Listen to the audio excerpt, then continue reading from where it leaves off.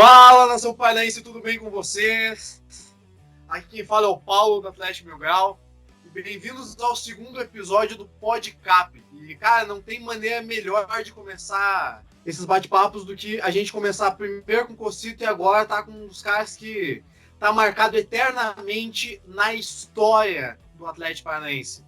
Por quê? Bom, muitos que são mais novos talvez não conheçam tanto a sua história, não conheçam alguns feitos importantíssimos desse que será o nosso convidado. E hoje eu acho que é o dia perfeito para a gente pegar e apresentar esse cara que é uma lenda e com certeza é um dos meus ídolos de infância. Então estamos aqui com quem? Quem é o Lucas?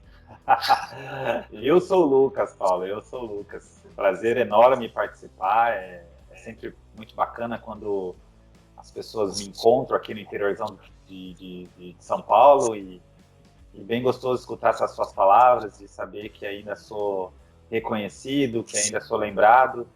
E agradeço muito pelo convite, já aproveito e desejo aí muito sucesso, não só pelo podcast, mas pela página, que eu sei que é uma página que já está fazendo muito sucesso, falando bem de Atlético, falando bem de futebol. E, poxa, é um prazer enorme estar aqui falando com você. Bom, aproveitando esse início de bate-papo, eu acho que muita gente sempre escuta o seu nome pela famosa frase "Eu sou o Lucas".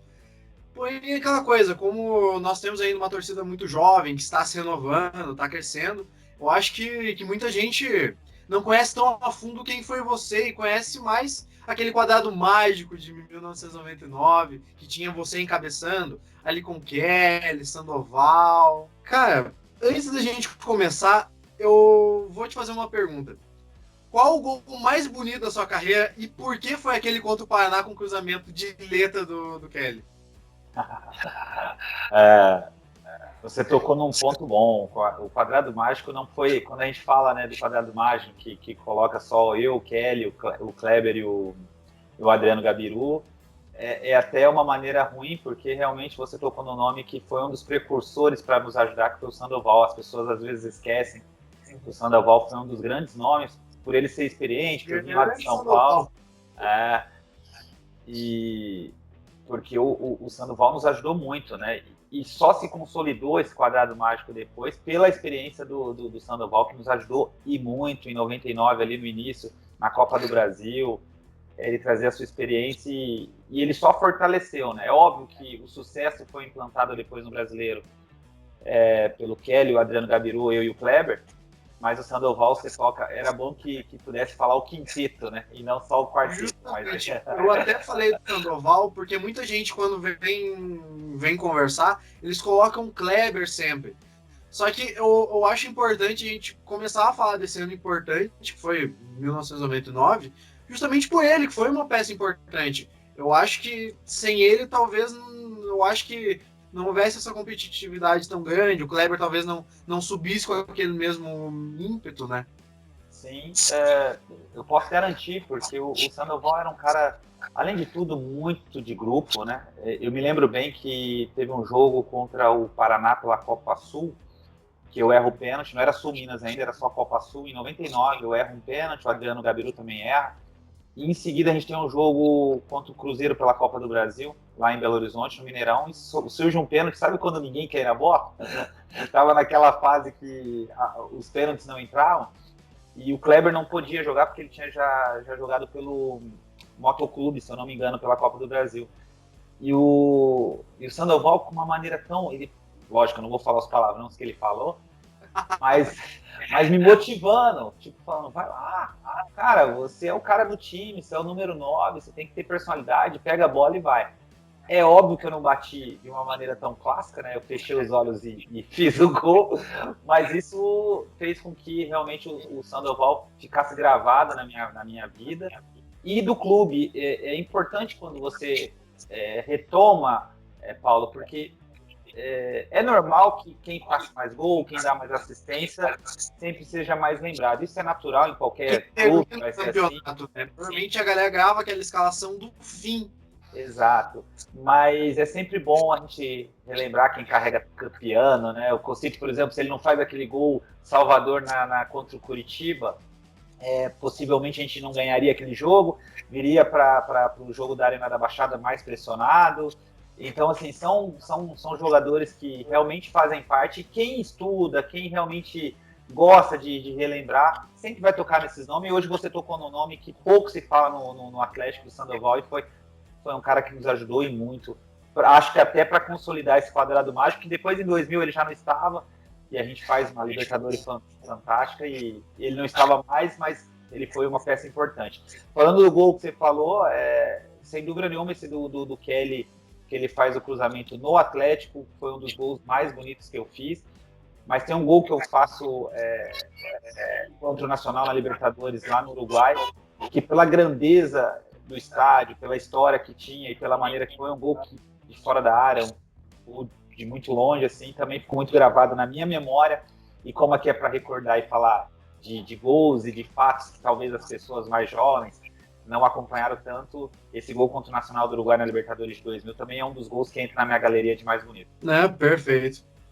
Bom, já que a gente vai bater bastante o papo, principalmente sobre aquela seletiva de 1999, que eu acho que muita gente não tem tanto acesso à história, assim, que era uma outra época, não existia internet, nem nada do tipo. Eu acho que nada melhor que a gente começar pelo início, de como você veio do Botafogo de São Paulo para cá.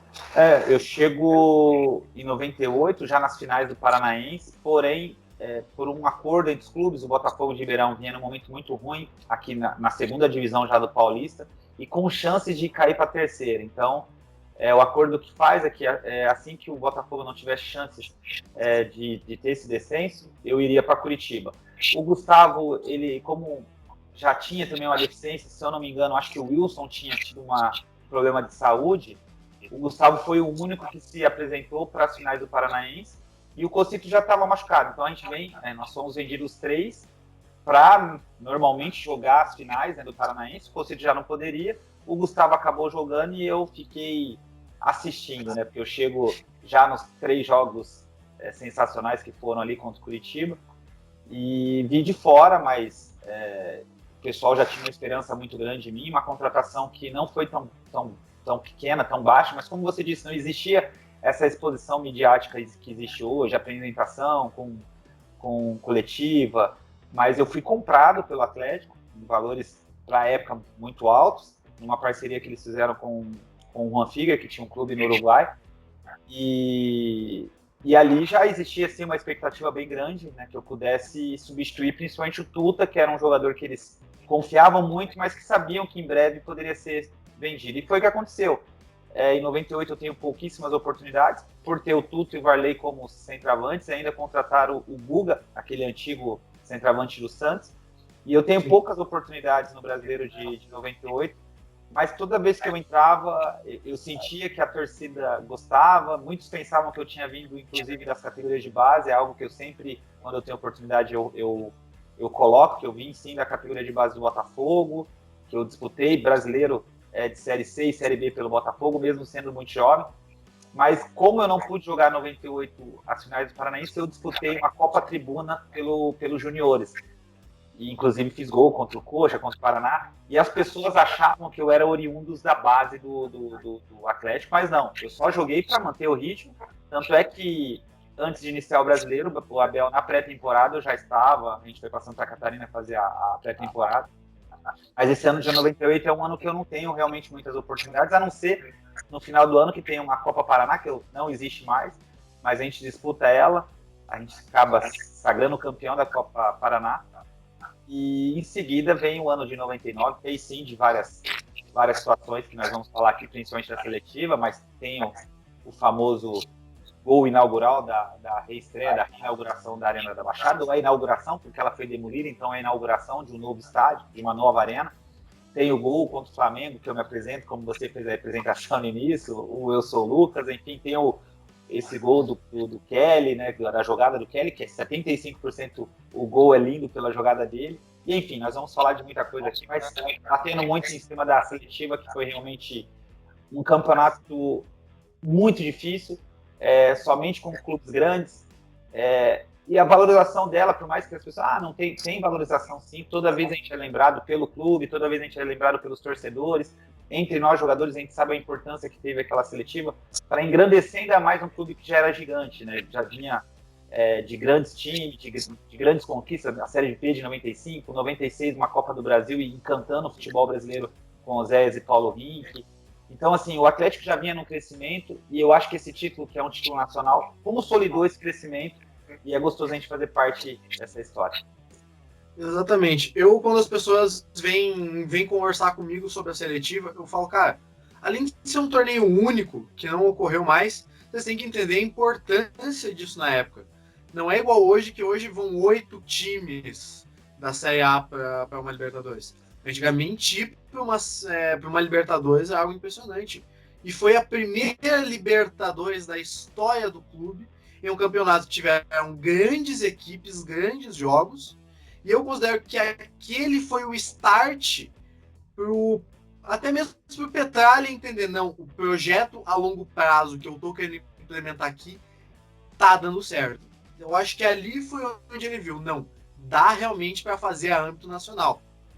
E eu sempre considero que se não fosse aquilo, talvez o Atlético não tivesse tanta confiança, inclusive para montar aquele time que foi tão bem na Libertadores, fez uma campanha que eu acho que ninguém esperava na primeira Libertadores, e que fez um campeonato brasileiro tão bom em 2001, né? A base já vinha, né? Como nós falamos desde 99, as mudanças eram pouquíssimas, né? Você pega o time que inicia 99 até o time de 2001, assim, lógico, tem grandes mudanças pela vinda principalmente do Alex Mineiro e do Souza, que dá um corpo maior para a equipe, mas muitos desses jogadores já estavam ou em 99 ou em 2000, né? Já criando essa base que aí eu acho que talvez o título que dá realmente o nome do Atlético para âmbito nacional de clube grande do futebol brasileiro, que é o título de 2001. A seletiva, como você disse, a princípio, ela não era encarada como uma grande oportunidade, até o ponto que os próprios clubes considerados grandes, né, do eixo Rio-São Paulo, se interessarem tanto, sabendo, como você falou, das dificuldades que eram naquela época para disputar a Libertadores. Campeão e vice do Brasileiro, campeão da Copa do Brasil, e a Conmebol abriu uma vaga para essa quarta vaga. Que eles poderiam muito bem colocar o terceiro colocado do Brasileiro, ou até mesmo o vice-campeão da Copa do Brasil, mas eles preferiram sim fazer um torneio onde desse a oportunidade do 9º ao 16º do Brasileiro, e os que saíssem dos primeiros mata-matas ou até a semifinal, se não me engano, do Brasileiro. E esses clubes só entraram nas fases decisivas. A gente pega o São Paulo, por exemplo, numa semifinal de seletiva. Então, assim, foi um torneio muito complicado, já vinha do cansaço de uma temporada muito longa. Os clubes considerados, né, gigantes do futebol brasileiro, com elencos realmente recheados de cara de seleção. São Paulo, você pega, tinha Raí, tinha Jorginho, França, eram jogadores realmente de uma qualidade impressionante, e o nosso time, apesar de ter muita qualidade que nós sabíamos, mas o Brasil não conhecia. A gente estava muito conhecido aqui em Curitiba, a gente tinha uma visibilidade muito, muito fechada, mas nós sabíamos o nosso potencial, tanto é que o Petralha, ele acreditava tanto nessa equipe de 99, que após a nossa derrota contra o Botafogo, que tirou a chance da gente estar entre os 8 até o 8º colocado e disputar as finais do Brasileiro de 99, ele dá uma bronca tão dura na gente, tão dura, que realmente nos fez, poxa, a gente tinha condições de disputar as finais do Brasileiro. Nós deixamos passar, mas talvez pela imaturidade, por ser um grupo muito jovem, a gente deixou escapar, mas a gente viu desde o início, desde o jogo contra a Portuguesa, que a seletiva seria ali a possibilidade de apagar talvez aquela má imagem que a gente tinha deixado de não classificar entre os 8, e aconteceu. Foi 5 partidas mata-mata contra grandes clubes do Brasil que nos consolidaram aí como campeão e como um time lembrado por todos sempre. Mas enfim, a seletiva foi algo assim importantíssimo, e realmente eu li várias matérias que em um certo momento os clubes falaram, não, a gente precisa para uma Libertadores, meu Deus, uma Libertadores 2000, primeiro ano do século, não, tem que ir, é uma oportunidade que está vindo. Eu acho que antes da gente falar disso, eu acho bom a gente falar do ano de 99, falando primeiramente também do Paranaense. Como foi a sua disputa no Campeonato Paranaense aquele ano? De 99? Isso. 99 foi o ano que eu falo, né, que era uma responsabilidade imensa, porque a torcida não me conhecia, as informações eram praticamente pela mídia de jornal, né, e pouquíssima televisão, cobria bastante, eu acho que o Paraná cobria, mas assim, não como hoje, que é instantânea, né, a gente tem notícias que até, né, assim, você se surpreende porque vem tão rápido que a gente nem sabe o que está acontecendo e de repente é uma verdade, e naquela época não, então quando surge aí o Lucas para 99 no Paranaense, a gente não tinha um treinador ainda, acabou ficando o José Clemente, que era nosso diretor de futebol. O Petralha acaba esperando um pouco para ver quem que seria o nosso treinador para o brasileiro e ele dá a oportunidade para o José Clemente, que era nosso diretor. E ele me dá um carioca que me deu muita confiança. Ele sabia que eu poderia realmente estourar dentro do Clube Atlético Paranaense. Mas o Paranaense de 99 não é dos meus sonhos, porque a gente deixa muito a desejar, a gente oscila muito, a gente acaba perdendo nas semifinais, né? A gente não chega às finais, e aquilo acaba dando um ar de desconfiança, até mesmo para a torcida, se esse time poderia mesmo dar algo de bom, né? Então, assim, a gente perde o Paranaense, tem, como eu falei anteriormente, a Copa Sul, que também a gente perde. A gente tem uma Copa do Brasil que a gente vai um pouquinho melhor, mas a gente perde nas quartas e finais em casa, nos pênaltis. Eu errando um pênalti decisivo, fiz o gol no pênalti no tempo normal, mas eu perco na cobrança de penalidades. E, então era um pouco de dúvida.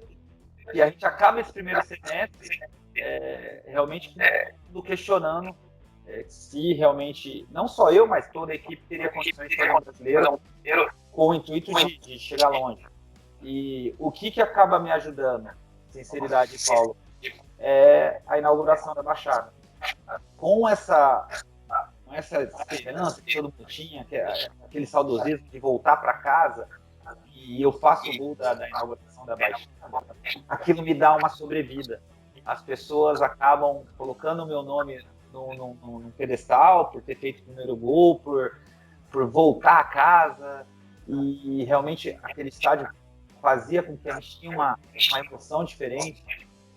Falo que até hoje, né, quando eu vou aí, a gente sabe que é diferente jogar com a torcida muito próxima, e era um estádio que não existia no Brasil, né? Você pega os estádios tradicionais, Morumbi, Maracanã, é muito longe, apesar de ter, né, os estádios lotados, mas não era como a Baixada. Então, eu falo que o primeiro semestre para mim foi horroroso, porém a gente dá esse entre parênteses pelo gol da inauguração, e aí eu tenho convicção que tudo que aconteceu comigo até a saída, né, que foi uma saída que eu fiquei entre as maiores do Paraná até Renan Lodi e Bruno Guimarães, justamente por isso, por estar tranquilo, por ter a confiança da torcida, por ter um relacionamento muito bom com o grupo, os diretores, e eu digo que de 99, do meio do ano para cá, só foi alegria mesmo.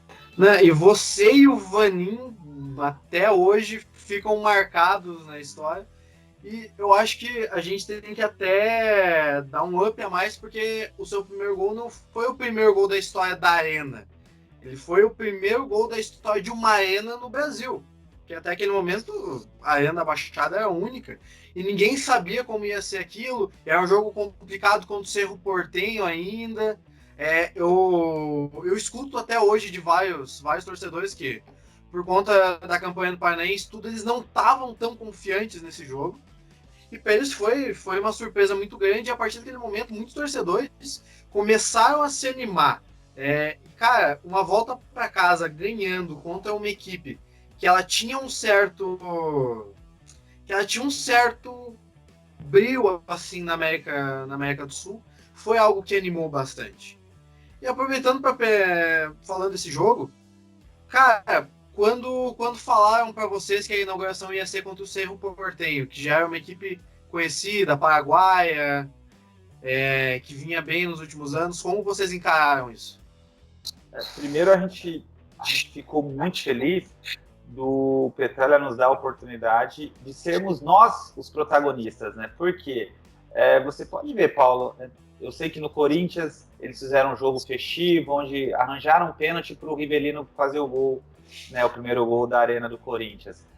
No Palmeiras também fizeram um jogo festivo, o Ademir da Guia lá e bateu o pênalti também fazer o gol. No Maracanã, a reinauguração, sei quem foi, mas acho que foi o Zico. Enfim, e o Atlético nos deu a oportunidade, como você falou, de um time que vinha com uma desconfiança muito grande. Então, toda vez que eu tenho a oportunidade de agradecer, principalmente a diretoria da época, né, principalmente o Petralha, que é, né, um dos mandatários até hoje, e nos deu a oportunidade de poder sermos os protagonistas, né? E jogar contra o Cerro Porteño, que, como você mesmo disse, uma equipe que tem muita tradição, né, na Libertadores, nos campeonatos americanos. E aquilo pra gente nos encheu de orgulho, nos encheu de motivação, de confiança. E quando a gente faz, né, esse jogo, não era um jogo amistoso, era um jogo realmente que a gente se dedicou como uma final de Copa do Mundo. E por isso que quando sai o gol, você percebe que aquele caldeirão realmente entra numa evolução assim tão grande, né? Parece um vulcão entrando em erupção, porque era o Atlético voltando à sua casa, era a torcida voltando a poder fazer a festa. Então, eu sou realmente muito grato, primeiramente a Deus, por ter me dado esse presente, né, de poder jogar contra uma equipe de tradição, como era de Cerro Porteño, mas na época a diretoria nos dá a oportunidade de jogar. Poderia muito bem, eu lembro que no dia do jogo o Paulo Henrique estava presente, a Assis estava presente, e o Sicupira, poderiam ser esses grandes ídolos, fazer um jogo festivo, arranjar um pênalti ali, né, ter uma disputa, e esses ídolos que são grandes ídolos da história do clube, que fizeram realmente o Atlético ter um nome nacional e internacionalmente, mas não, eles nos deram a oportunidade, então isso é algo que a gente tem que sempre agradecer e realmente comemorar por ter feito o gol, mas o time ter participado de um momento tão histórico na memória do clube, né? Uhum. E agora vamos pegar e vamos falar sobre o Campeonato Brasileiro de 99, que é mais uma evolução de tudo isso, que acabou com o Corinthians como campeão, e a gente realmente bateu na trave, a gente ficou ali em 9º lugar. Se eu não me engano, a gente ficou atrás do Guarani por 2 pontos, né? Em 99. E, cara, foi uma campanha, assim, que foi impressionante. Pra quem não sabe, na época, o Campeonato Brasileiro, ele funcionava daquela forma que os 8 primeiros iam para um mata-mata, e era uma forma com 22 equipes. E do Campeonato Brasileiro, só 2 chegavam na Libertadores, que é justamente campeão e vice. Não era por conta da colocação. Naquele ano foram Corinthians e Atlético Mineiro. E se eu não me engano, o Vasco e a Ponte Preta também estavam fechando esse G4. E se eu não me engano, eles foram participar da seletiva. O Vasco Como é que eu te disse, eu não lembro o chaveamento, como era feito, mas eu imagino que sim, porque todos os clubes, até Cruzeiro e São Paulo, que eu acho que chegaram ali acho que as equipes que foram eliminadas nesse primeiro momento aí, que era de oitavas, não, de quartas, né? 8 times são quartas e finais do brasileiro. As 4 classificadas já vieram diretamente para a seletiva. E eu só tenho dúvida se as equipes semifinalistas também fizeram parte dessa seletiva. Porque eu acho que no caso seria São Paulo e Cruzeiro, que eu acho que eles sim fizeram parte dessas semifinais. Eu não me recordo da ordem, assim, como é que funcionava esse regulamento, mas eu sei que todos, tirando o Atlético Mineiro e Corinthians, participaram da seletiva e por isso que engrandeceu ainda mais a nossa conquista, né? Exatamente. E, cara, foi um campeonato importantíssimo, mas eu acho que o que mais marcou naquele campeonato é justamente aquela fatídica partida contra o Flamengo do Eu Sou o Lucas. Cara, conta mais como é que foi o pé dessa partida e como foi a resenha nos vestiários envolvendo isso. Olha, é sempre gostoso lembrar, porque a gente bate na tecla, a gente não tinha internet, né? Não era uma coisa que é tão instantânea, então a gente esperava ali o sábado, domingo, para ver um Globo Esporte, né? Que ver ou mesmo dos outros canais que tinha, SBT cobria bastante aí, o Paraná, a Band também. E foi muito engraçado porque eu fiz uma Copa do Brasil muito boa. Apesar da gente não chegar nas finais, né, a gente saiu nas quartas e finais com o Botafogo, eu fiquei em vice-artilheiro. E o Romário, artilheiro. Eu fiz 6 gols e o Romário 7. Já era uma conquista, né? Você ficar um gol atrás de um dos maiores ídolos de todos os tempos do futebol brasileiro. Em uma época que o Machinho ainda era fantástico. A gente tá falando de 99. O Romário tinha condições totais de ir para a Copa de 2002, né? E aquilo eu imaginava que eu já era reconhecido no Brasil. Era uma coisa assim, poxa, já estou bem, né? Vice-artilheiro da Copa do Brasil. As pessoas já me qualificando aqui como uma grande promessa, né, de me tornar um ídolo no Atlético Paranaense.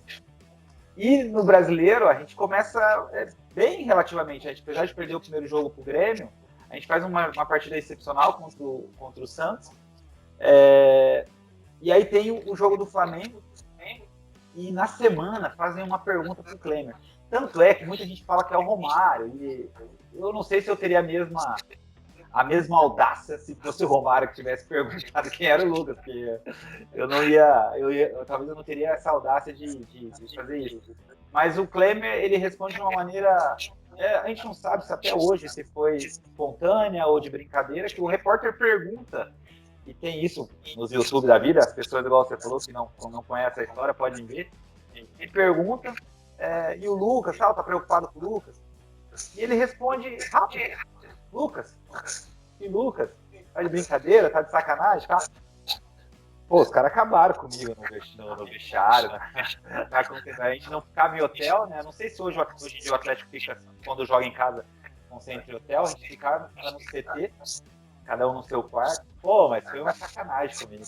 Mas os caras me zoavam. Eu fiquei sabendo que quem mais te zoou por conta disso, além do Kelly, foi o Flávio Pantera. O Flávio me zoava pra caramba.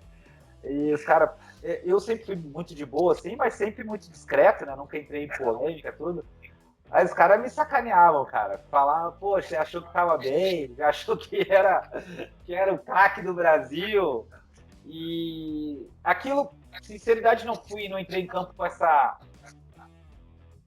questão de rancor, esse ódio aí do Klemer, de maneira nenhuma, mas uma vontade louca de fazer o gol. Mas eu consegui ter essa paciência porque sai o pênalti, né? E eu que participei da jogada, porque eu que cruzo e se eu não me engano, o Fábio Baiano que coloca a mão. E se eu tivesse, todo mundo fala, pô, você tá maluco pra fazer o gol? Eu falei, mas se eu tivesse tão assim mesmo, poxa, no pênalti não existia essa questão de cobrador. A gente revezava muito quem estava melhor de confiança, batia o pênalti. Então, os 3 cobradores, quando o Luizinho Neto também estava, né? Então era 4, seria eu, Kelly, o Luizinho Neto ou o Kleber. Então, você pode ver que a maioria dos pênaltis que tem aí, entre 99 e 2000, até um pouquinho lá no final de 98, são esses jogadores. Luizinho Neto, Lucas, Kleber, que não existia um cobrador oficial de pênalti. Então, se eu tivesse com essa loucura, tem que fazer o gol a qualquer custo, para ir lá na cara do Kleber e falar que me apresentar. Não, o Kleber bateu, fez o gol, e no desenrolar do jogo sai aquele lance que não é nenhum gol fantástico, né? Um gol mais de oportunismo, que eu dou um biquinho por baixo das pernas do Fabão ali, surpreende o Kleber. O cara veio na cabeça. Mentira. Antes disso, o Rubens Pose, nossa, um grande repórter aí de Curitiba, nem sei onde ele está hoje em dia, mas na época ele era aí da Globo, né? Da filiada da Globo no Paraná. Ele falou pra mim antes do jogo, cara, pô, se fizer um gol, vem na câmera e tal. Mas nem falou o que vem na câmera, como todo mundo naquela época, o futebol, o saudosismo do futebol, né? Das brincadeiras. Você pega naquela época, tinha Viola que tirava sarro pra caramba, Edmundo. Era um futebol mais leve, né? Hoje você fala alguma coisinha, você feliz, cara. Hoje você não pode falar nada, que as pessoas encaram ou é homofóbico, ou você é racista, ou você é... Enfim, várias coisas que a gente começa acha... com aquele papo de você estar desrespeitando a instituição, cara, as pessoas têm que entender que, poxa, é legal fazer esse jogo pra torcida, e, por exemplo, hoje eu tenho um podcast que é com um torcedor do Paraná e um torcedor do Curitiba. E, cara, a coisa mais saudável que tem é a gente pegar e brincar um com o outro, que, cara, se você consegue levar a vida com humor, é complicado, né? E assim, naquela época existia muito disso, e as pessoas achavam Eu respeito muito, viu, Paulo? Eu acho sim que a gente tem que lutar contra o racismo, a gente tem que lutar contra a homofobia, a gente tem que lutar contra pelas minorias.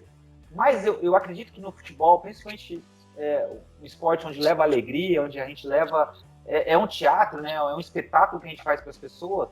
É mais leve.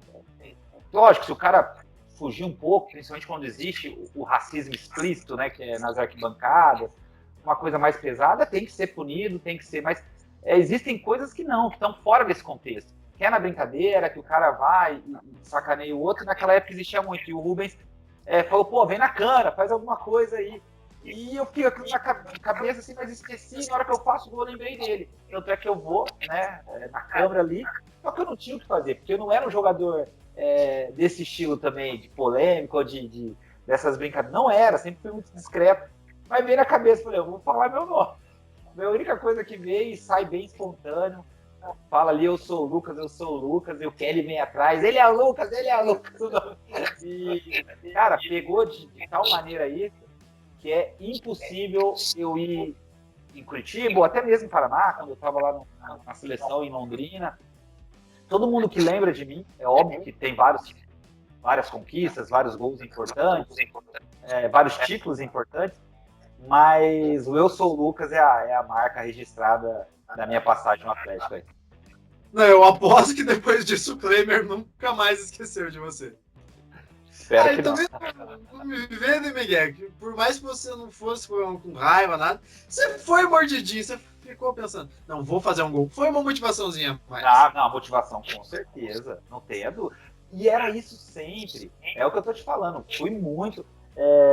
Tem um Paranaense em 2000, que também a torcida não, a imprensa, não vamos lembrar qual foi o jornal que falou, que o Atlético estava aos cacos, né? Porque a gente tinha saído na Libertadores, aí depois tinha saído na Copa do Brasil, e aí a gente tinha uma semifinal contra o Paraná, e eles falaram que a gente estava aos cacos, né? A gente tinha perdido várias classificações, e eu saio pegando os cacos ali também. Então, assim, é uma maneira de motivar. É óbvio que em determinados momentos, quando a gente vê que era uma sacanagem ou outra, a gente ficava chateado, mas sem causar polêmica. Era algo para te motivar, e esse do Klemer, não tenha dúvida que eu entrei mais motivado, sim. E antes da gente pegar e fazer um jogo a jogo da seletiva, eu quero perguntar primeiro, quem que é o jogador mais resenha daquela equipe 99-2000? Eu queria que você contasse alguma história de resenha que teve, alguma situação engraçada que ocorreu naquela época, e pode ficar tranquilo. Palavrão tá liberado, tá tudo liberado. Poxa vida, tinha muito cara resenha. O Vanin, que é o nosso lateral esquerdo, era resenha pra caramba. Muito resenha, muito. O Perdigão, ele teve uma época ali, mas ele sai depois emprestado, mas o Perdigão era um dos caras mais engraçados, tanto é que as nossas festinhas, na época podia, né? Hoje em dia, se você vai na esquina e faz alguma coisa, tem um celular, todo mundo tá morto, né? Mas pô, nós somos seres humanos, nós temos os momentos de folga e bem feito o negócio, sem extrapolar, sem atrapalhar, principalmente o nosso corpo, é sempre bem-vindo. E o Perdigão fazia muito pagode na casa dele lá. Então, assim, o Vaninho e o Perdigão, depois o Perdigão sai pro Joinville e não fica, mas o Vaninho era um cara muito engraçado, um dos caras mais da resenha ali.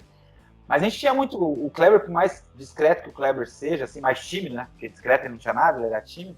O Kleber, a gente tem muita história dele, mas a gente ia muito fazer a recuperação, porque no Atlético não tinha hoje essa estrutura que tem de piscina aquecida, que né? Então a gente, Curitiba com uma cidade muito fria, a gente tinha que ir para Berek Krieger, eu acho que é Krieger, que é a piscina. Acho que é Berek Krieger, se eu não me engano. Vamos fazer propaganda, se ele existir ainda, a gente faz propaganda para ele. E a gente coloca aqui embaixo. Depois você vê, né? De repente falando tudo errado, aí vocês já vão me criticar. E a gente ia pra lá, era uma parceria que tinha do Atlético, e o Kleber não sabia nadar, assim, né? Ele ficava lá com uns negocinho dele lá, umas boias que tinha lá pra gente fazer a recuperação. E numa dessas aí, cara, o Kleber, ele desequilibra e tal, e ele, pô, mergulha, sai, de repente ele taca a mão na boca e ele fala, cara, perdi minha peça, ninguém tava entendendo, ele tinha perdido o dente dele, tava lá, olha.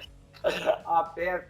E aí todo mundo mergulhando, mas ela tava boiando, e aí a gente pega a peça do Kleber e entrega pra ele. E o Kleber é um cara fenômeno, tem muita história que a gente conta, muita coisa pra contar do Kleber. Eu não tô no fatídico jogo que ele pega a correntinha, vocês são mais jovens, não sei se vocês sabem disso aí, no meio de campo, no meio do jogo, o bicho pegando, a bola rodando do lado dele e ele tá procurando o cordão, porque na época a gente podia jogar com cordão de ouro e o Kleber tá pegando o cordão de ouro dele.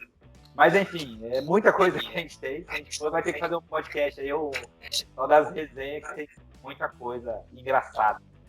É engraçado. Não, por combinado. Se você quiser, algum dia a gente pode pegar e marcar uma resenha. Eu, tu, Vanin e um cara que eu sei que quebrava pra caramba, que é o Gabiru. Putz, o Gabiru é um. Ele tem muita coisa, né? A gente até esquece que tanta coisa. O Gabiru era muito engraçado. E ao mesmo tempo que de engraçado, ele era também natural. As quebradas não era ele querendo fazer graça, era ele errando mesmo. E aí era sacanagem atrás de sacanagem.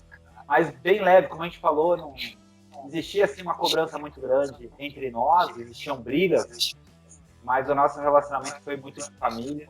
Tanto é que a gente mantém uma amizade bem forte até hoje. E eu que estou mais longe, acabo não tendo esse contato com o pessoal lá de 99, 2000. Mas eu sei que sempre que eles estão aí, o Fossico principalmente, que apesar de ser aqui do interior, ele acabou se tornando um atleticano fanático e conduz isso aí para não perder essa união, porque vem de 98, como a gente falou, e até 2000, então 2001, que é o título brasileiro, tem muitos jogadores que participaram, né, dessa estrutura, o Gustavo, aí pega lá o Kleberson, que era um garotinho ainda, Fabiano, todo mundo a gente viu, e eles conseguiram chegar, né, o topo, né, que é campeão brasileiro, mas foi uma família que foi criada aí, substituindo o Flávio, né, foi um que ele é desde 98 até ser campeão 2000, então ele participa de todas essas histórias, e é bem gostoso, né, Kleber é outro, é bem gostoso a gente saber que foi uma geração que deixa saudades, né, mas que fica muito lembrado sempre na memória de vocês. Né? Então, aproveitando essa parte envolvendo o Gabiru, uma história que eu escutei algumas vezes, que é um folclore, eu vou perguntar para você se é verdade ou não. Eu escutei de alguns mais velhos, falando que depois do jogo contra a Portuguesa, que a gente ganhou aqui na seletiva, o Gabiru começou a tentar imitar o jeito do Petralha de falar, e a galera observando que o Petralha tinha acabado de entrar e ficou parado na porta olhando. É verdade essa história? Então, eu sei que eu tava tomando banho, mas é verídico isso aí. Não é que ele tava ali. Agora eu não sei se ele tava imitando, né? Ou ele tava fazendo alguma coisa assim, ou falando alguma coisa do Petralha, mas é verídico. Que chegou ali e pegou ele no pulo, foi verídico, sim. Mas eu não participei, então por isso que não dá pra eu falar o que era. E, poxa, a gente tá falando de 22 anos atrás, né, cara? Então são coisas que vai passando, eu tô ficando velhinho, eu não me lembro, assim, exatamente do que foi, e se foi uma imitação, ou se foi alguma coisa que ele tava falando, mas existia muita resenha, muita história boa, Tinha o nosso amigo Cristiano, um goleiro, que não que fosse mais desorganizado, mas assim, na época existiam algumas falhas que eram relevadas, né? Por exemplo, atraso em treino, hoje em dia se um cara atrasar e com imprensa do jeito que o cara é morto, né? E o Cristiano era um goleiro que era promissor demais, mas pensa num cara da resenha, gostava da noite, e ele acaba se atrasando no treino, cara. E aí chega um táxi, né? Uma correria, vai por trás onde não podia. E aí todo mundo correu para ver, né, quem era. E aí desce o Cristiano, sabe, se escondendo assim atrás do táxi, mas todo mundo viu ele. E assim, nossa, tem muita coisa, cara. Se a gente for assim, era muita coisa engraçada que a gente vivia naquele elenco. Como eu falei, era um elenco jovem, sem muita vaidade. E teve muita coisa boa que a gente viu naquela época. Não, já fica aqui um convite pro Gabiru pra gente perguntar essa história, porque também o Petralha, pessoa séria, zero resenha quase todo tempo. Então deve ter ficado um clima bem legal, mas a gente vai perguntar. E também a gente sabe que tanto o Kleber quanto o Flávio Grandioso Pantera, o Bolinha chegou a dar uma entrevista uma vez falando que algumas vezes ele foi buscar os dois no bar, se não me engano. Ah, Se eu- tem muita história. O Pantera eu já não sei, porque o único que era um dos únicos casados, assim, eu vou te colocar por grau, assim, o Kelly era o cara mais sério que tinha, né? O Kelly sempre casado, acho que o Kelly é casado desde os 19 anos e tá até hoje com a Rosângela.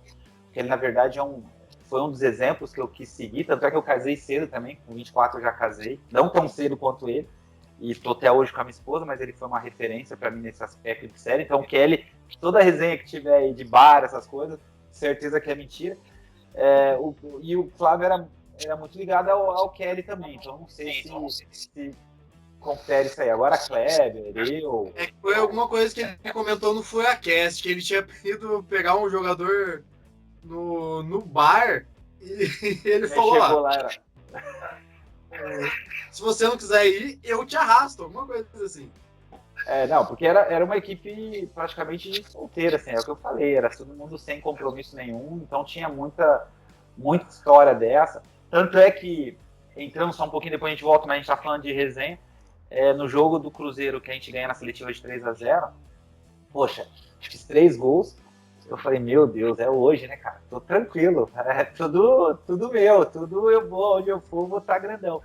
E os mais velhos, que aí sim era o Sandoval, o Axel, o Fabiano, o Kelly, que não era tão velho, mas era mais consciente, pediram para concentrar naquele dia que a gente ia jogar na terça, né? Isso era na SAS, ia jogar na terça contra o Cruzeiro em Belo Horizonte, e mesmo que a gente tinha essa vantagem de 3-0, para todo mundo manter, né? Para dar tempo de recuperar e estar inteiro no jogo de Belo Horizonte. Cara, eu fiquei puto, cara. Eu falei, não acredito, cara. Talvez ia ser das noites mais épicas minha, né, em Curitiba, porque 3-0 num jogo contra o Cruzeiro e eles me sacanearam, e assim. Aí eles deixaram a gente levar umas cervejinhas lá pro CT para poder comemorar pelo menos, mas todo mundo me pergunta, o que você fez aí depois dos 3-0, 3 gols contra o Cruzeiro? Eu falo, nada, fiquei lá jogando cacheta e comemorando com os meus amigos na concentração. Porra, que sacanagem.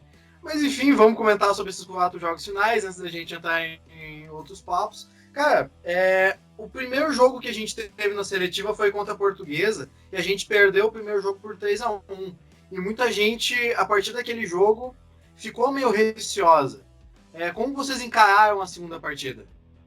Você sabe que eu acho que foi um dos melhores públicos que teve desde a inauguração, né, que foi contra o Cerro Porteio, para esse jogo contra a Portuguesa. Mesmo nos jogos frios, né, do meio de ano ali, com chuva, esse jogo da Portuguesa foi um dos jogos que tinha menos pessoas. Isso demonstrou essa falta de confiança, essa dúvida que ficou implantada principalmente no primeiro jogo. A gente fez um jogo muito ruim mesmo.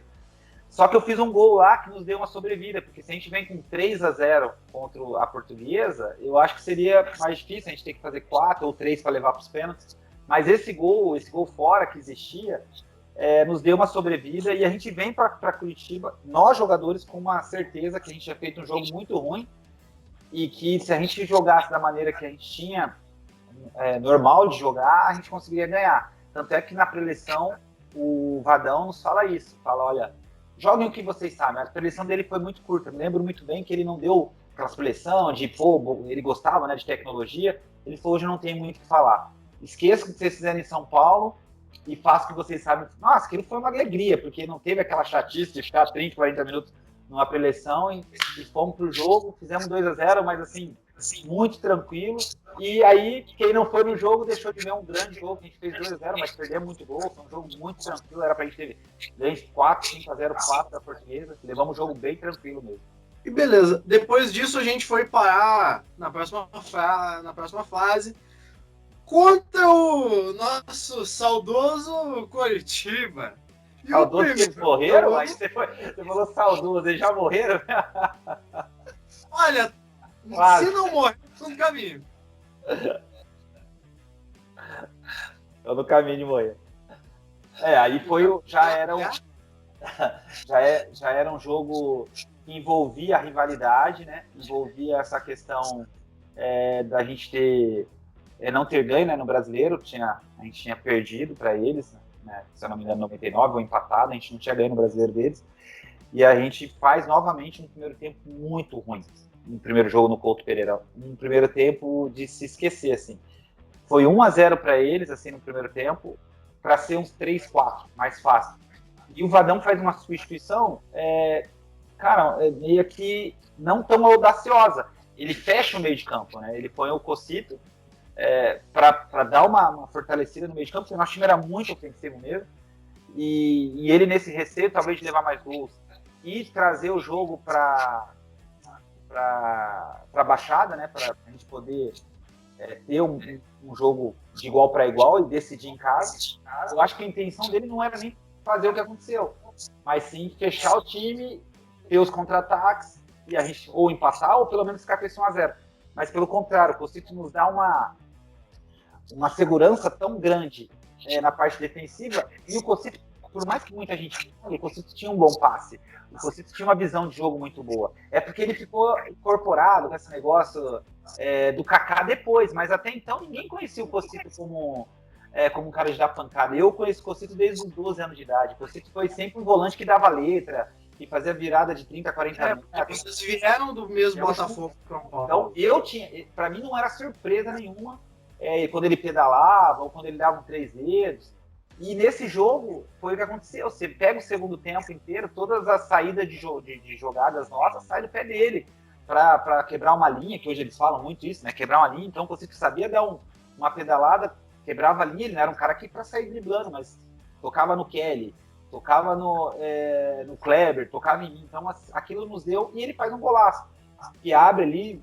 Curitiba vem todo para cima, a gente 2, 3, 4, era para ser 5, 6, 7.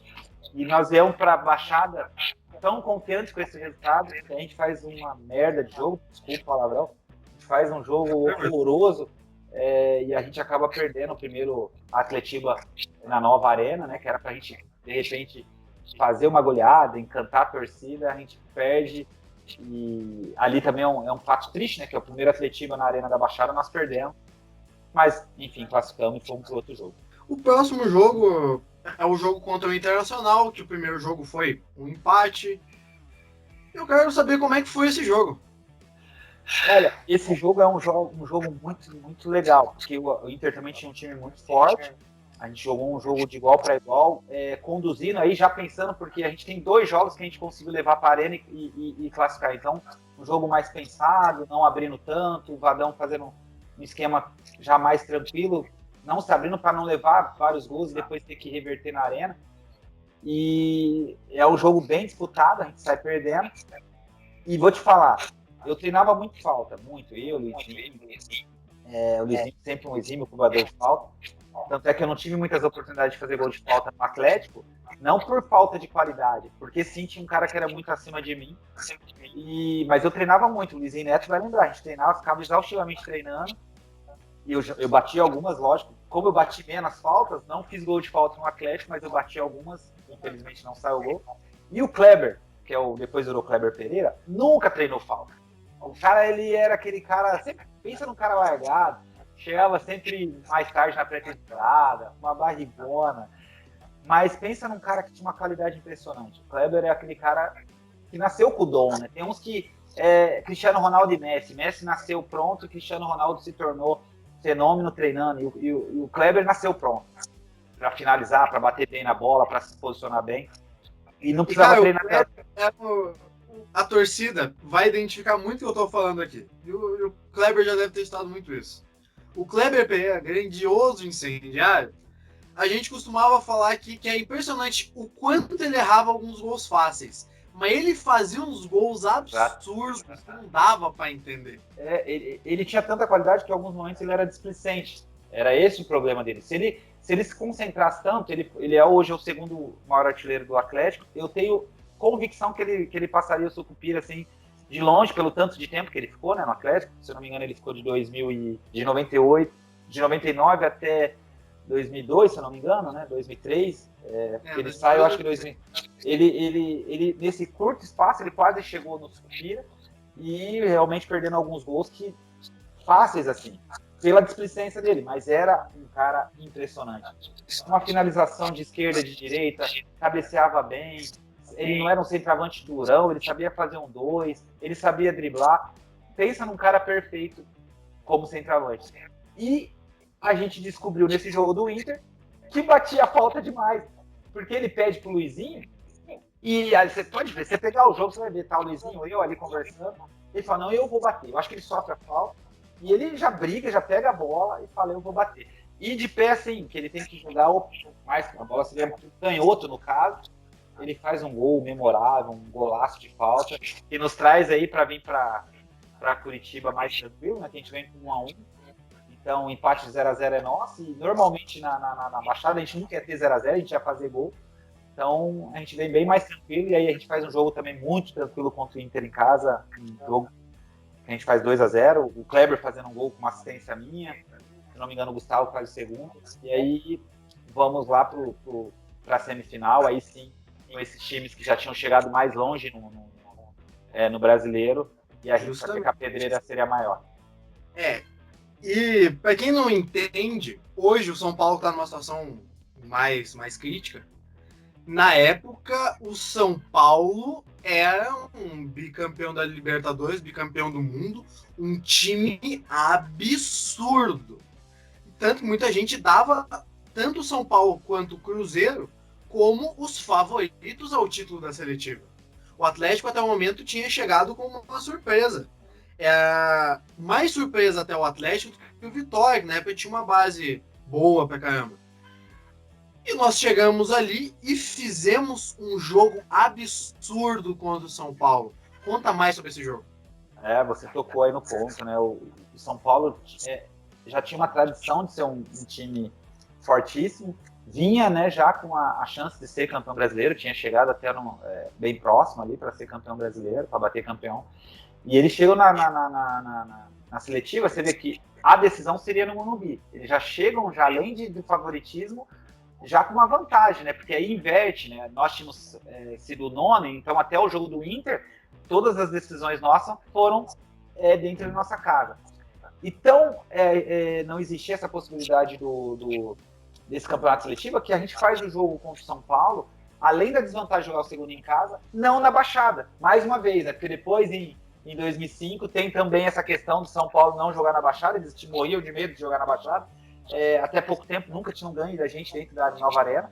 E esse jogo, o contrato que o Atlético tinha com uma empresa de show, nós não conseguimos jogar contra o São Paulo na Baixada, nós jogamos no Couto Pereira. E isso já era uma desvantagem para nós, porque uma coisa a gente é acostumado a jogar com a torcida nos nossos braços, uma coisa é jogar lá no Pingamijo, que vocês falam aí, e mesmo que era a nossa, desculpa, mesmo que era a nossa torcida a nosso favor, mas não era a nossa casa, cara. Não seria igual, e para nós foi triste a gente não poder jogar no nosso estádio, foi triste a gente não poder ter esse jogo decisivo contra uma equipe como era o São Paulo, e a gente vai e faz aquele jogo espetacular. Um jogo que realmente ganhar de 4-1 de uma equipe como o São Paulo, foi um jogo que tivemos pouquíssimos erros. Não entendi, 4-2, desculpa. Nós tivemos pouquíssimos erros nessa partida, né, tirando os gols, que foram gols que não foram erros, mas qualidade do São Paulo. A gente faz um jogo que nos dá uma vantagem de poder perder aí por 2 gols, né, de diferença lá no Morumbi, mas a gente sempre tinha essa coisa na cabeça que a gente fazia gols. Então a gente sabia que a gente ia pro Morumbi e o Vadão não ia ficar esperando o São Paulo atrás. Nós íamos para frente também, lógico, se fosse no contra-ataque, e foi o que aconteceu no Morumbi. Eu faço o gol logo no primeiro tempo. É um gol também que não era das minhas características, mas os gols que eu fiz de fora da área no Atlético, todos foram golaços. E esse é um dos, no Morumbi, um gol de fora da área, no Rogério Ceni. E ali nos dá uma tranquilidade tremenda. Tanto é que eu tenho absoluta certeza que o São Paulo começou a segurar, porque nós tivemos chance de fazer 2, 3, e no Morumbi, um estádio maravilhoso daquele, caiu a luz. E a gente ganhando o jogo. Eles deram uma esfriada no nosso time, porque senão ia ser... Juvenal. Eu não sei se era o Juvenal, o presidente, mas acaba a luz. Eu tenho um amigo, hoje, que é meu amigo, irmão, assim, que é São Paulino fanático. Ele fala, cara, eu tenho certeza que eles fizeram aquele apagão, porque não tinha chuva, não tinha nada, porque vocês estavam numa loucura, era frenético. A equipe do São Paulo era uma equipe mais velha, tinha Jorginho, Eu lembro que o Jorginho brigou demais com o Adriano, xingou muito o Adriano, porque a gente tava infernal, assim, a gente pegava a bola, aquele campo tapete gigante, era para ser um jogo que a gente conseguiria aí fazer mais gols. Mas acaba desviando também, nada a perder, sem travas na língua. Porra! Mas foi gostoso, cara. Foi um jogo que a gente ficou muito tranquilo lá no Morumbi. Apesar de ter perdido o jogo, depois o França faz o gol e eu não sei quem que faz o outro, se é o Aristizábal, não lembro quem que faz o gol da vitória deles, mas sem nenhum medo assim de perder a classificação para a final. Aí sim, muda tudo, aí a própria torcida se empolga, já começa a ter os memes, uma Tóquio, Atlético campeão mundial, aí aquelas dúvidas que existiam do time lá de 99, do Paranaense, da desclassificação, da Copa Sul, da Copa do Brasil, muda toda a desconfiança e vem uma esperança, né, uma motivação a mais, porque a torcida abraça esse time de uma maneira impressionante e a gente vai para o Cruzeiro com a moral lá em cima. E depois do jogo contra o São Paulo é impressionante, o Brasil inteiro surpreso e falando, o São Paulo perdeu para o Atlético Paranaense. É impressionante. Até hoje é a mesma coisa. Não é o Atlético que ganha, não é a pesada. É o outro time que perde pra gente, como se a gente não tivesse mérito. E naquela época, o Brasil inteiro comentando que o São Paulo tinha nomes de muito peso. E agora o Atlético ia pra final como um completo azarão, com um time ofensivo, bonito de ver, contra o Cruzeiro jogando a primeira em casa. Eu vi uma matéria de um jornal de Minas, pesquisando para poder fazer essa gravação contigo, de um jornal de Minas falando: o Cruzeiro entra na primeira partida com a taça na mão. Vocês receberam muito essas informações de que o Cruzeiro já achava que o jogo estava ganho, tinha acabado de ser o vice colocado no Brasileiro na tabela. Como vocês encararam isso? Vocês recebiam isso no vestiário? Não, recebia. Essa era a parte de motivacional. A gente tinha um psicólogo também, João Serapião, que trabalhava muito essa parte motivacional na nossa cabeça. Essas matérias sempre existiam, mas é igual você falou, todas as vezes tendenciosas e hoje não muda, né? Sempre enaltecendo os feitos do Rio São Paulo e não valorizando esse eixo, né? Que o Atlético vinha já num crescimento e hoje em dia ainda não muda, né? Vocês brigam muito por esse lado. Hoje eu já percebo, até vou retificar o que eu falei aqui, hoje eu já percebo um respeito maior quando a gente vê alguns grandes programas falando muito bem de Atlético, principalmente pelas últimas conquistas, né, dessa década. Mas na época não, ninguém acreditava que a gente pudesse chegar nessa final da seletiva e bater de frente com o Cruzeiro. O Cruzeiro era um time realmente... Alex Alves é o atacante, né? Faleceu? É Alex Alves? É Alex dava capoeira, eu não lembro se era. Isso, se eu não me engano, é isso. Mas tinha Valdo, Marcelo Ramos, Ricardinho, o goleiro o André, que era a seleção do mundo, seleção brasileira, Marcelo Jean, Cris, era um time Donizete, era um time praticamente quase todo com passagem por seleção. Por esse aspecto, tudo bem, você fazer um comparativo de nomes, é óbvio que num programa de TV você poderia sim, quase todos tinham um grau acima do que o nosso. Porém, pelos números que nós víamos tendo nessa seletiva, era normal que também enaltecesse a nossa participação. Mas não foi feito e foi algo para a gente se motivar ainda mais.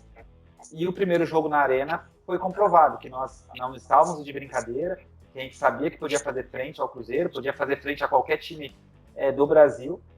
E foi um jogo que aí entra para a história do clube, mas para mim, assim, sem dúvida nenhuma, talvez o meu melhor jogo. Além dos 3 gols, eu tive várias chances de gols, a maioria das jogadas ofensivas, você percebe que eu estava leve, que eu pegava a bola, eu queria ir todas para cima, as jogadas de 1-2 com o Kleber, com o Adriano, depois entra o Kleberson também, que vinha ali pedindo lugar no time, né, pedindo passagem para jogar, o Sandoval, enfim. É um jogo que tem poucos erros e comprova, né, ganhar de 3-0 e fazer 3 gols numa final, não é qualquer dia que acontece, e esse dia foi um dia memorável para mim. Sim, e aquela coisa, de um time que todos já davam como entravam no primeiro jogo com a taça na mão, sair de um 3-0, tomando gols de um menino, uma jovem promessa, o Brasil inteiro ficou, meu Deus, mano, o que é isso? Que isso. Impressionante. Nós quebramos as bancas, né? Vocês já existiam as apostas aí, quebramos a banca, porque quem pôs 3-0 pro Atlético contra o Cruzeiro realmente ganhou muita grana, porque ninguém acreditava que a gente pudesse fazer isso, fazer um jogo realmente bonito de ver, né? Bem ofensivo, jogando pra frente. O Cruzeiro também, porque o Cruzeiro não tinha ofensivo, então um jogo que era lá e cá, eles tiveram chance, ficaram na trave, a gente teve as oportunidades também, o Kleber errou alguns gols. Jogo realmente para você falar, nossa, que delícia que era o futebol brasileiro dos anos 90, começo 2000. Era um prazer ver jogo ofensivo, ver aquela alegria, né, de jogar para frente. Lógico, um esquema tático, mas sem muito robotismo que eu falo de hoje, de o esquema tem que ser isso, tem que fechar na diagonal, hoje você não pode mais falar fazer o facão, os extremos que estão, a linha baixa, a linha curva, vamos jogar na reação, são nomenclaturas que na nossa época não existia, e eu que hoje existe mais gostoso existe uma preocupação maior hoje em não tomar gol do que tentar fazer o gol, cara. E, por exemplo, eu vou até comentar o porquê que nos últimos 2 anos, 3 anos, as equipes que mais encantaram o futebol brasileiro foram o Atlético, do Thiago Nunes, o Flamengo, do Jorge Jesus, o Palmeiras, do Abel e o Grêmio, do Renato. Por quê? Porque são equipes que elas falavam, eu posso tomar gol, mas eu vou atacar, eu vou fazer. Equipes que trouxeram novamente aquele espírito do futebol brasileiro que foi tão campeão nos anos 90, 80, 70, de gente, o futebol é um espetáculo, o futebol é entretenimento. O entretenimento maior do futebol é o gol. Não importa se você tomar, o importante é você vencer, fazer e ir pra frente. E isso hoje é uma coisa que a gente tá que a gente vê que o futebol está tentando voltar essa praia depois de muitos anos com um modismo muito grande de 100 equipes defensivas. E aproveitando para falar disso, antes de comentar sobre o segundo jogo contra o Cruzeiro, que foi 2-1 para o Cruzeiro, uma impressão que eu tenho até hoje e que eu escuto de muitas pessoas até hoje parecia que a arbitragem estava tentando ajudar o Cruzeiro a ganhar o segundo jogo. Vocês sentiram isso? Você tem um lance, eu acho que é um pênalti, claro, que ele não dá. Mas, mais uma vez, nós fizemos um gol muito rápido. Então, se existia alguma tendência de roubo ou de tentar uma ajuda para o Cruzeiro, foi decepada logo no começo. E a nossa equipe tinha isso, né? De ir logo no começo tentar fazer um gol para depois recompor e sair nos contra-ataques. Então a gente sai igual o índio mesmo, sabe? Matar ou morrer. E normalmente a gente matava. E foi o que aconteceu. Eu perco um gol logo também no começo ali, que o André sai errado, eu já quase faço gol, depois o Adriano faz gol. A gente tem um pênalti, não foi marcado, pênalti claro. E assim, se existisse essa tendência aí de quererem beneficiar o Cruzeiro, foi decepada, a gente conseguiu rapidamente. Mas que eu me lembro de um lance assim que pudesse. Fora as faltinhas, né? Mas eu não acredito, porque nessa partida, se eu não me engano, era o Godoy. O Godoy era um cara, apesar de chato, dentro de campo, ele era um cara muito duro, assim. O Godoy, pra você ter uma ideia, não para em duas situações mesmo do Godoy, rapidinho pra você. Uma vez eu reclamei pra caramba dele e falou, pô, Lucas, vai pra lá, cara. Você não tá jogando nada, quer reclamar de mim. Aí você ficou, que é? Porque eu tava jogando mal pra caramba mesmo. E no outro jogo que eu precisava levar o amarelo pra ficar suspenso também, ele falou, cara, se você se forçar de novo, eu vou te expulsar.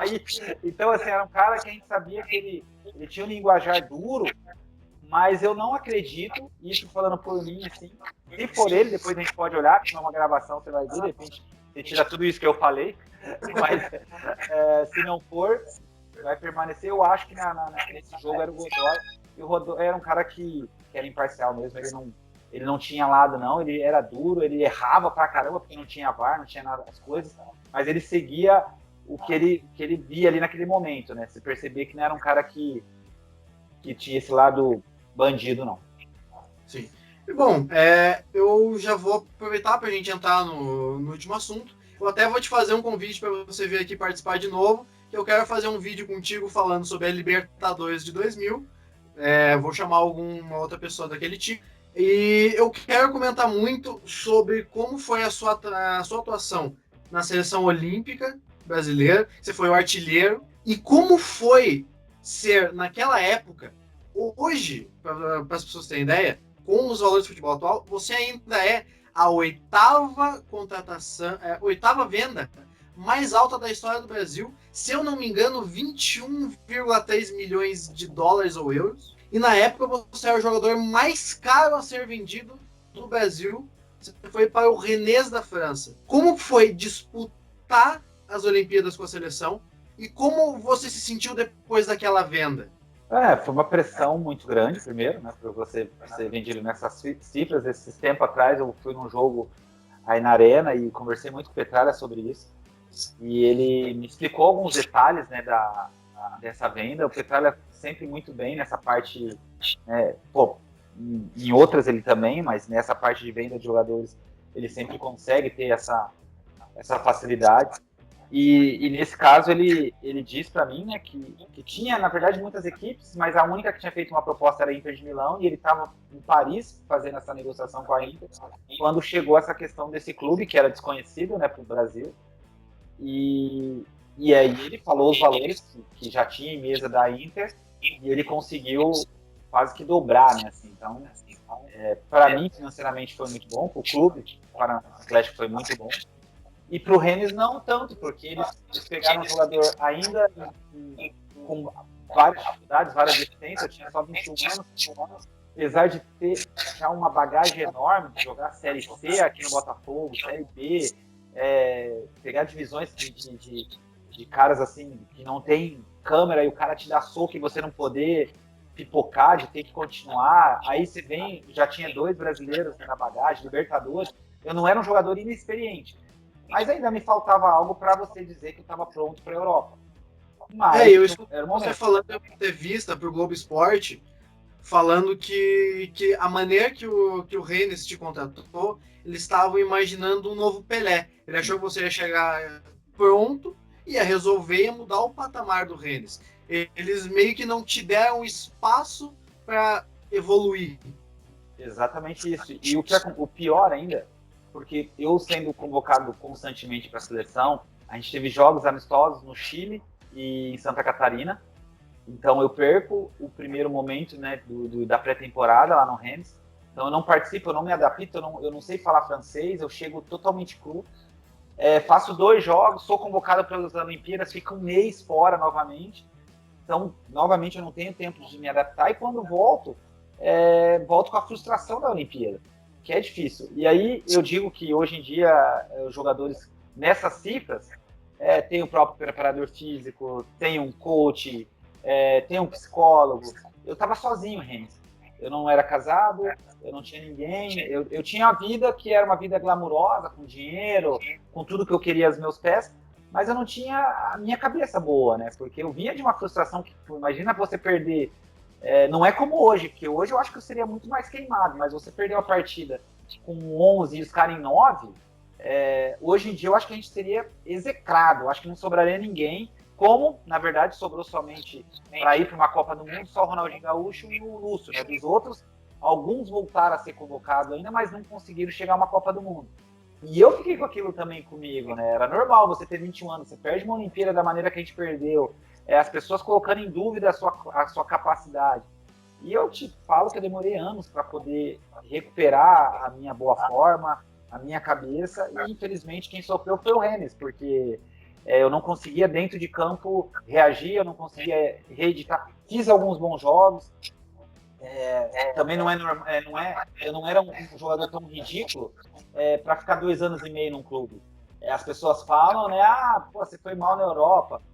Fui porque aí eles tentaram me reinventar, me colocaram para jogar pelo lado, me colocaram para jogar de meio atacante. Teve vários jogos que eu joguei de segundo volante, porque lá eles jogavam com 2 extremos, né? Os pontas da época, e jogavam com 2 atacantes e os 2 volantes que armavam o time. Então, um treinador teve a capacidade de me colocar de volante para sair com a bola. Então, assim, eles também sabiam que eu não era um ridículo, porque ninguém é ridículo sendo vendido por 21 milhões 3, e ninguém é ridículo de ficar 2 anos e meio num clube. Normalmente, quando o cara percebe que realmente o cara não tem capacidade nenhuma de jogar futebol, em 6 meses você vê quantos brasileiros não vão para a Europa e em 6 meses voltam, mesmo de qualidade.